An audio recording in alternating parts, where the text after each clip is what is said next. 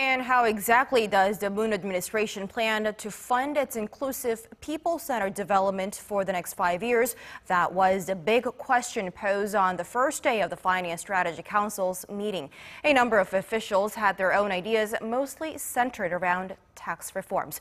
Soo-young tells us more. With 100 policy tasks to carry out over the next 5 years, how will the government foot the bill? In line with President Moon's key policy initiatives, politicians from the ruling party and some economic policymakers suggested raising corporate taxes to 25% for companies whose revenues are more than $177 million. Korea currently imposes a 22% tax on companies that post taxable earnings of over at least $70 million. The attendees at Thursday's meeting also suggested strengthening taxation on major shareholders and high-income earners.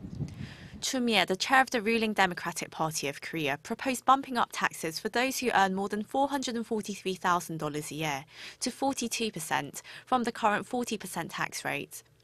The higher tax revenue would generate the funds to support the government's people-centered policy goals, largely dedicated to reducing income disparities and boosting economic growth by creating jobs as well as increasing household revenue.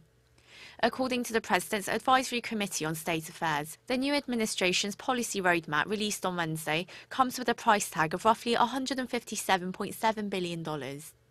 While the blueprint proposes that the government will raise the funding through spending cuts and a natural rise in taxes as the economy improves, various officials and experts have questioned whether such strategy would be enough. The budget meeting will continue until Friday. Soo-young, Arirang News.